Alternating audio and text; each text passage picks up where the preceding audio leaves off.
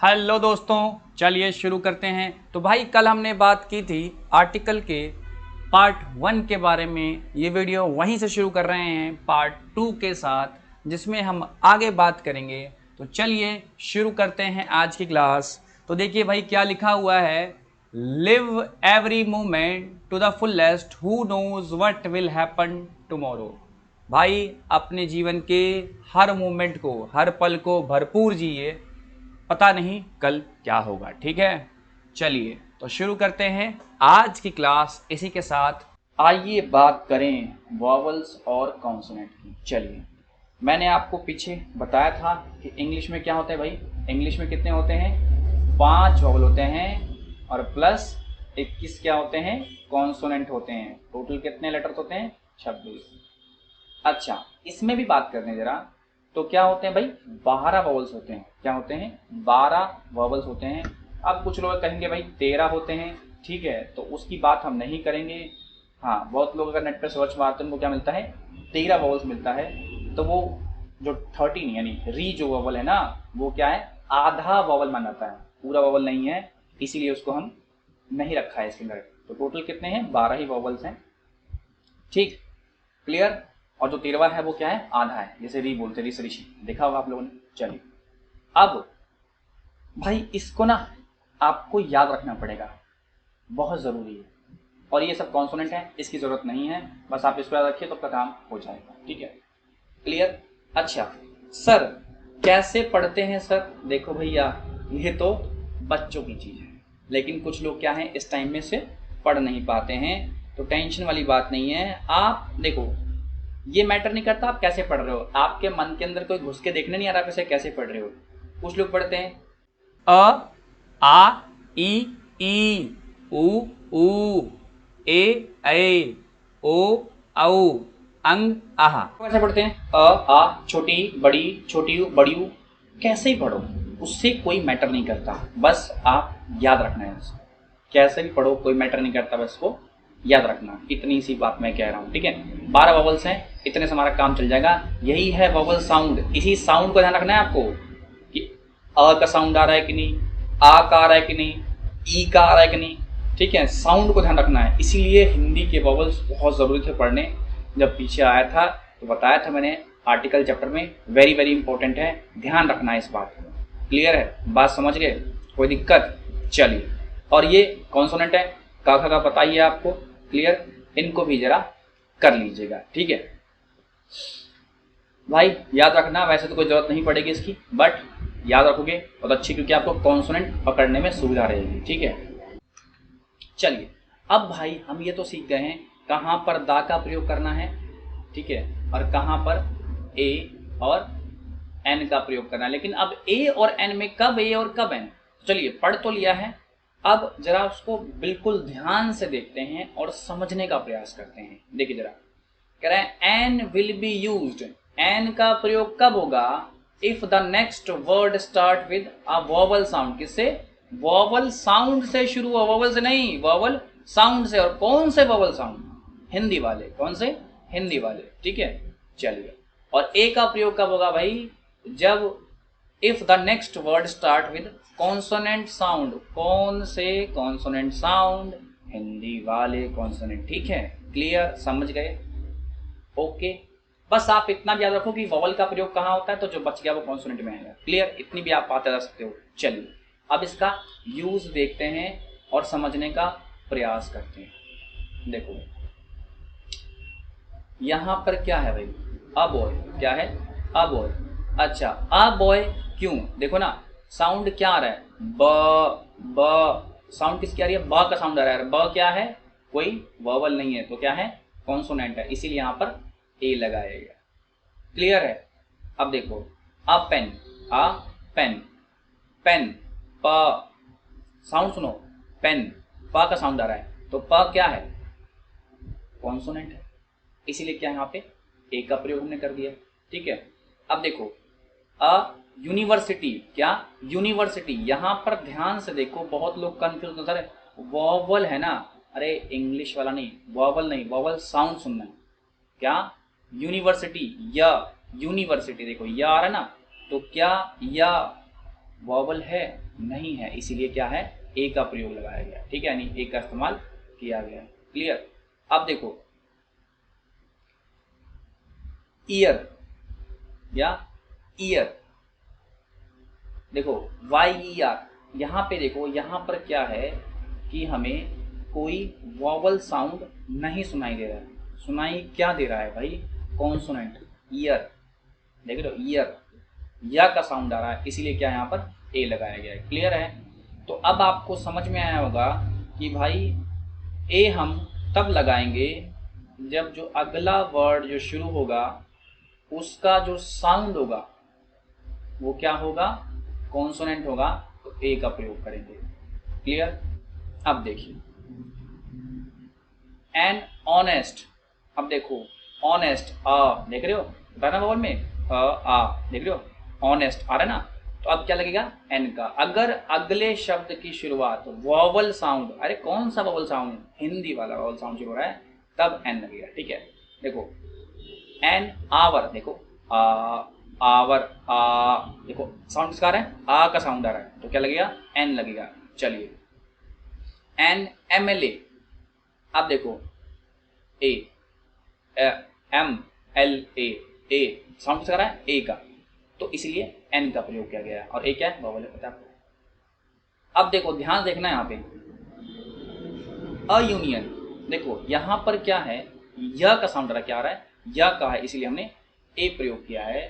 अब लगाओ N orange, देखो ऑरेंज, साउंड किसका आ रहा है, अ का साउंड आ रहा है, इसीलिए हम क्या लगाएंगे, एन का प्रयोग कर रहे हैं। ठीक है, तो बात समझ में आया कि ए का प्रयोग हम तब करने वाले हैं जब अगला जो वर्ड शुरू होगा, जो भी वर्ड शुरू, मान लो अगर बॉय है तो क्या है, किस साउंड के साथ, बॉय, देखो लिखो जब हिंदी में इसको बॉय, तो साउंड क्या आ रहा है, बा का, ये कोई वॉवल नहीं है हिंदी में, तो ये क्या है, कॉन्सोनेंट, तो क्या प्रयोग हुआ, ए का प्रयोग हुआ। ठीक है, अब देखो जैसे एन का प्रयोग हमें तब करना है जो अगला वर्ड से आवर, देखो भले ही ये कहो कि सर ये तो इंग्लिश के अंदर क्या है, कॉन्सोनेंट है, लेकिन हिंदी की बात कर रहे हैं, इंग्लिश की बात नहीं कर रहे, क्या है, आवर, आवर, तो साउंड किसका आ रहा है, आ का साउंड हो रहा है, इसीलिए क्या होगा, ये और कौन सा वॉवल है, हिंदी वाला वॉवल है। ठीक है, इसीलिए एन का प्रयोग है। सिंपल सा कंसेप्ट है, अगर अगला वर्ड जो शुरू हो रहा है उसकी जो साउंड है क्या है, वॉवल से शुरू हो रही है, कौन से, हिंदी वॉवल से, तो एन का, और नहीं तो ए का। क्लियर है, आगे बढ़ते हैं फटाफट। चलिए यही है, दा को कहां पर दा बोलेंगे और कहां पर दी बोलेंगे, कह रहे दा को दी बोलेंगे, कब बोलेंगे भाई, दा को दी कब बोलेंगे, if the next word start with a vowel sound. Same चीज है, वॉवल और कॉन्सोनेंट साउंड सेम है यहाँ पर भी, बस दा और दी बोलने का फर्क है। अगर अगला दा को दी कब बोलेंगे भाई, जो अगला वर्ड होगा क्या होगा, वो वॉवल साउंड के साथ शुरू होगा, क्या होगा भाई, वॉवल साउंड के साथ शुरू होगा। क्लियर है। और द को द बोलेंगे अगर अगला जो द को क्या बोलेंगे भाई, द ही बोलेंगे अगर जो अगला वर्ड है वो क्या हो, कॉन्सोनेंट साउंड के साथ शुरू हो। क्लियर है, आइए इस्तेमाल देखते हैं। चलिए आइए देखो यहाँ पर क्या है भाई, द बॉय, क्या बोलेंगे, द बॉय, क्योंकि यहाँ पे बा का साउंड आ रहा है। देखो द पेन, प साउंड आ रहा, क्या आ रहा है, पेन, पा का साउंड आ रहा है, क्या बोलेंगे, द बोलेंगे। अब देखो यहाँ पे क्या, यूनिवर्सिटी, य का साउंड आ रहा है, क्या बोलेंगे, द यूनिवर्सिटी, क्या बोलेंगे, द यूनिवर्सिटी बोलेंगे। क्लियर है। अब देखो the year, the year, year बोल रहा हूँ, ईयर नहीं बोल रहा हूँ, कान वाला ईयर नहीं भाई, ईयर। ठीक है, तो क्या, या का साउंड आ रहा है, क्या बोलेंगे, द। ठीक है, अच्छा द ईयर, अब देखो ईयर किसका साउंड आ रहा है, ई का, तो यहाँ पर क्या, दा नहीं दी बोलेंगे, क्या बोलेंगे, दी। क्लियर है, कोई दिक्कत, समझ गए। चलिए आगे बढ़ेंगे। देखो भाई यहाँ पे क्या है, द बकेट, अब देखो ब का साउंड आ रहा है तो क्या होगा, द बोलेंगे। ठीक है, अब देखो यहाँ पे एच है, आवर, आवर, तो क्या बोलेंगे, दी आवर, क्या बोलेंगे, दी आवर। क्लियर। अब देखो यहाँ पे MLA, देख रहे हो, MLA, तो क्या बोलेंगे, दी MLA, क्या बोलेंगे, दी MLA, ठीक है। दी ऑरेंज, क्या बोलेंगे, दी ऑरेंज बोलेंगे, और दी एंड, क्या बोलेंगे, दी एंड, ठीक है। क्योंकि अब देखो यहां पर क्या है, आपको सर ये तो इंग्लिश वाला वर्बल आ गया, लिख के देखो ना, एंड, देखो जैसे लिखोगे ना एंड, तो क्या आएगा, अ का साउंड आएगा, एक, ठीक है, क्लियर। चलो अब बात करेंगे दा का प्रयोग कहाँ करना है और दा का प्रयोग कहाँ नहीं करना है, ध्यान देंगे जरा। कह रहा है अगर कोई यूनिक लोग हैं, चाहे वो लोग हो या वस्तु हो, उनके साथ दा का प्रयोग किया जाता है। जैसे सन क्या है, यूनिक है, द अर्थ यूनिक है, द मून यूनिक है, द प्रेसिडेंट पूरे देश में क्या होता है, एक ही होता है, यानी यूनिक होता है, इसलिए द CEO यूनिक होता है पूरी कंपनी में, द वर्ल्ड, द स्काई। तो जो चीज यूनिक है, ठीक है, मतलब अनोखी है, उसके अलावा कोई दूसरा नहीं है, तो उनके साथ हम दा का प्रयोग करते हैं। कह रहा है with adjectives referring to whole group of people, मतलब ऐसे एडजेक्टिव, ऐसी मतलब एडजेक्टिव मतलब क्या, जो विशेषता बताए, ठीक है, ऐसे एडजेक्टिव वर्ड जो पूरे ग्रुप या जाति का बोध करा। जैसे कहते ना ओल्ड, ओल्ड क्या है, विशेषता है, लेकिन सभी को दिखा रहा है, जितने भी बूढ़े लोग हैं, तो क्या बोलेंगे, द ओल्ड। देखो यंग, सभी यंग को दिखा रहा है, तो क्या बोलेंगे, द यंग। मतलब दा का प्रयोग एडजेक्टिव के साथ करते हैं, कब करते हैं, जब वो पूरे ग्रुप को दिखाए, ठीक है। The rich, the poor, it is clear. चलिए आगे बात करते हैं।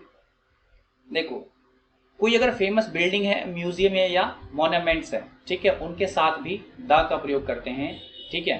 जैसे the Taj Mahal, the Qutub Minar, the Lal Qila, the Eiffel tower, the globe, ठीक है।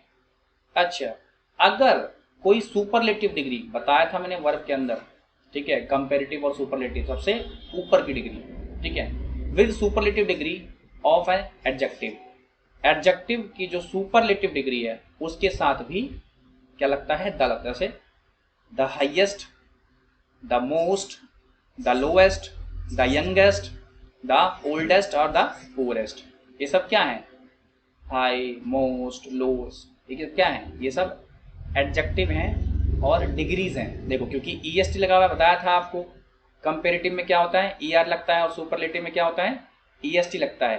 तो ये सब में क्या लगा हुआ है, EST लगा हुआ है, इसलिए तो क्या है, ये सुपरलेटिव डिग्री हैं, और हैं क्या, ये एडजेक्टिव हैं, इसीलिए साथ में दा का प्रयोग कर रहे हैं। चलिए ऑर्डिनल्स नंबर के साथ भी दा का प्रयोग करते हैं, जैसे the last chapter, the first time, the second occasion या द थर्ड मेंबर, ठीक है, ऑर्डिनल्स नंबर, ठीक है, क्रमवाचक संख्याएं, ठीक है। जैसे कुछ कंट्रीज के नाम के साथ भी लगता है, देखो कह रहा है with countries whose name including words like kingdom, state और republic, जिन कंट्रीज के नाम के साथ किंगडम, स्टेट और रिपब्लिक होता है, उसमें भी हम दा का प्रयोग करते हैं। जैसे देखो the United kingdom, the United states, the Republic of Ireland, clear.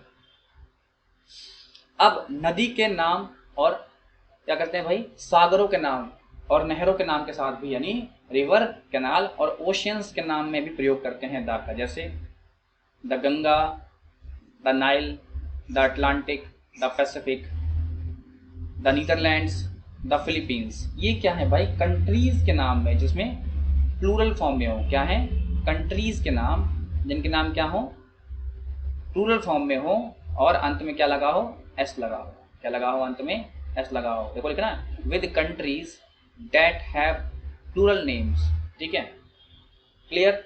अच्छा फैमिलीज के नाम के साथ भी करते हैं, ठीक है, जैसे the Ranas, the Khannas, the Rawats, the Guptas और द जैक्सन्स, क्लियर है।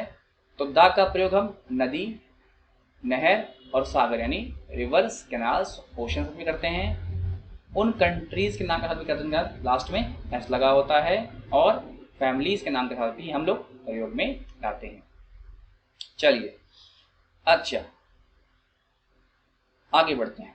कह रहा है before the word only if the sentence meaning of only is only one.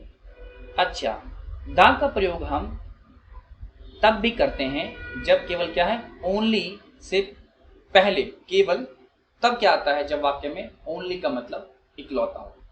मतलब ऐसे सेंटेंस जहां पे ओनली शब्द का प्रयोग किया गया है उनसे पहले दा लगाया जाता है अगर उस सेंटेंस में ओनली का मतलब क्या है, इकलौता, अकेला है। ठीक है, जैसे हम बोलते हैं ना, the only son, the only friend और द ओनली बैट्समैन।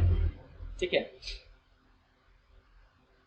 कह रहा है दा का प्रयोग होल से पहले और ऑल के बाद होता है। क्या होता है, दा का प्रयोग होल से पहले होगा और ऑल के बाद होगा। जैसे I am reading whole book, I am reading whole book. देखो यहाँ पे क्या है, गलत दिखा रखा है, बट क्या लिखा है, आई एम रीडिंग। देखो दा है ना, होल से पहले दा लगता है, अभी ऊपर पड़ा है।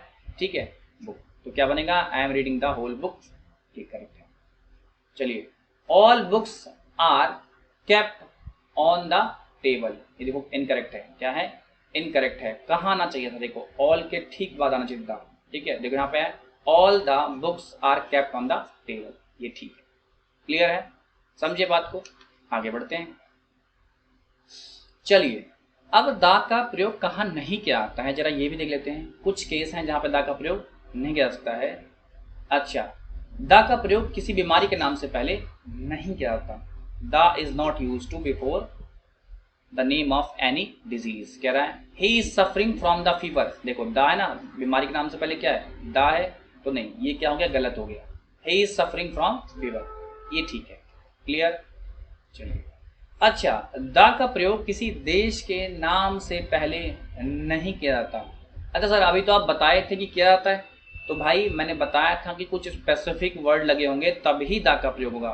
नॉर्मली जो कंट्री से नाम है उनके नाम से पहले दा का प्रयोग नहीं किया जाता। I live in the India, ये गलत हो गया, आई लिव इन इंडिया। ठीक है, चलिए अगला है, the is not use before the name of an language. भाषा के नाम से पहले भी दा का प्रयोग नहीं किया जाता। जैसे आई स्पीक द हिंदी, देखो गलत हो गया, I speak Hindi, I speak Hindi, I speak the Hindi क्या होगा, गलत हो गया।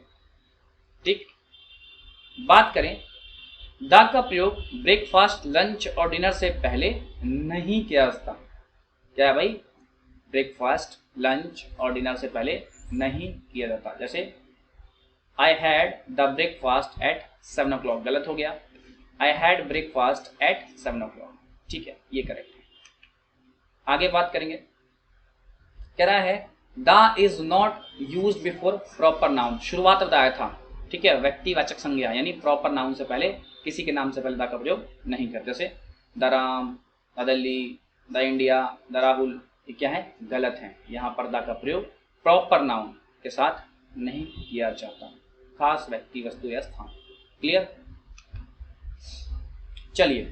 कह रहा है English is not only subject but also a language, hence you can't learn everything, just certain rules. There is a saying, practice makes man perfect. We request you to practice much possible. Read newspaper, learn, try to new words and practice. देखो भाई, मैंने आपको पहले भी कहा है कि English के कुछ रूल्स सीखकर हम इंग्लिश को सीख नहीं सकते। ये बात याद रखना, बहुत बड़ी बात कह रहा हूँ। मैंने आपको बताया है कि इस पूरे ग्रामर सेशन में हम कुछ रूल सीख रहे हैं जो हमारे बोलने में क्या करेंगे, हमारी लैंग्वेज को करेक्ट करेंगे, सुधार करेंगे। ठीक है, बोलने के लिए आपको प्रैक्टिस चाहिए। ठीक है, तो प्रैक्टिस कैसे होगी भाई, प्रैक्टिस होगी बोलकर, ठीक है, अखबार पढ़कर। ठीक है, जब तक आप अखबार पढ़ेंगे नहीं आपकी रीडिंग प्रॉपर होगी नहीं, और जब तक किसी बच्चे की रीडिंग प्रॉपर नहीं है वो बच्चा अच्छे से बोल नहीं सकता। तो भाई रीडिंग कीजिए। देखिए, बोलने के लिए जो सबसे इंपॉर्टेंट चीज़ है ना, आपकी वॉइस क्लियर हो, और वॉइस क्लियर किससे होगी, न्यूज़पेपर रीडिंग से होगी। और दूसरी बात, बोलने के लिए सबसे अगला इंपॉर्टेंट पॉइंट होता है वो है वर्ड्स। तो जब तक आप नए वर्ड्स नहीं सीखेंगे तब तक आप क्या करेंगे, नया कुछ बोल नहीं पाएंगे। अब आपको हिंदी में बोलना पता क्यों आता है, क्योंकि आपको ढेर सारे वर्ड्स पता है। ठीक है, इंग्लिश में जब आप बोलते हो ना तो सबसे पहले जो कमी लगती है वो क्या है, वर्ड पावर की, कि सर इसको कैसे बोलेंगे। अरे भाई वर्ड है ही नहीं है तो कैसे बोलोगे आप। तो सबसे ज़्यादा ज़रूरी जो है वो क्या है, आपकी रीडिंग सुधारना और नए वर्ड्स लर्न करना। और तीसरा सबसे इम्पॉर्टेंट या कहो तो पहला है ये प्रैक्टिस। जितना ज़्यादा बोलने का ट्राई करोगे, पढ़ने का ट्राई करोगे और मेमोराइज यानी लर्न करने का प्रयास करोगे, उतना आपको फ़ायदा रहेगा। तो उम्मीद करता हूँ आज आपने आर्टिकल में फिर से कुछ नया सीखा होगा। तो चलिए, अगर वीडियो में अभी तक बने हुए हैं तो वीडियो को लाइक, शेयर और चैनल को सब्सक्राइब करना तो ना भूलें। ठीक है, तो मिलते हैं कल नई क्लास के साथ। Till then bye bye and